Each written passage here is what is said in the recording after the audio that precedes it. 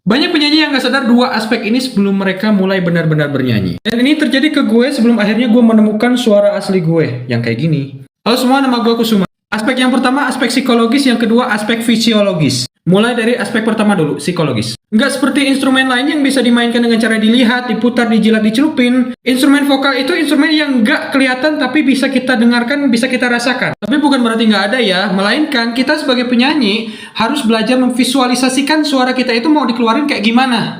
Makanya penting banget untuk kita belajar anatomi dari produksi suara. Mulai dari sistem pernafasan, sampai pita suara, sampai resonansi yang ada di tubuh kita. Terus faktor mental juga ngaruh. Kita nggak tahu kehidupan seseorang itu kayak gimana. Tiap orang punya jalannya masing-masing, dan tiap orang juga punya traumanya masing-masing. Entah itu bisa dari trauma masa kecil, trauma habis diputusin, luka batin, atau justru trauma manggung. Karena di pengalaman gua ada seorang teman yang memang dia tuh jago banget latihan, jago banget secara teknikal, paham musiknya cepet. Tapi ketika dia mau manggung, tenaganya tuh langsung drop. Badannya tuh langsung merespon dengan cara yang tidak lazim, yaitu dengan tegang segala macam, dan disinyalir ternyata dia trauma manggung. Nah, kalau udah kayak gitu, kalian cepet cari pertolongan secara profesional, medis, ataupun bisa curhat ke orang-orang yang kalian percaya. Karena guys, pikiran dan tubuh itu saling keterkaitan, bukan dua hal yang terpisah. Dan semakin banyak luka yang kalian simpan di pikiran kalian, maka tubuh kalian juga akan merespon itu dengan cara yang tidak lazim juga, seperti trauma yang tadi gua ceritain.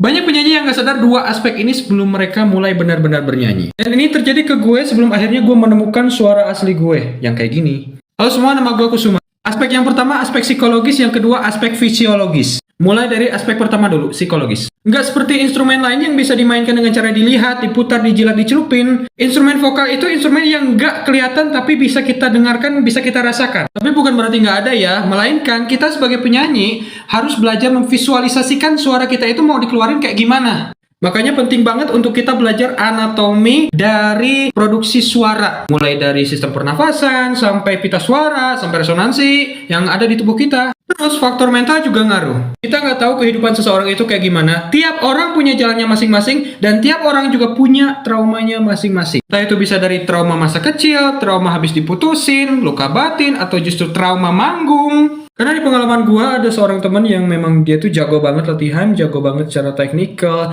paham musiknya cepet. Tapi ketika dia mau manggung, tenaganya tuh langsung drop. Badannya tuh langsung merespon dengan cara yang tidak lazim, yaitu dengan tegang segala macam, dan disinyalir ternyata dia trauma manggung. Nah, kalau udah kayak gitu, kalian cepet cari pertolongan secara profesional, medis, ataupun bisa curhat ke orang-orang yang kalian percaya. Karena guys, pikiran dan tubuh itu saling keterkaitan, bukan dua hal yang terpisah. Dan semakin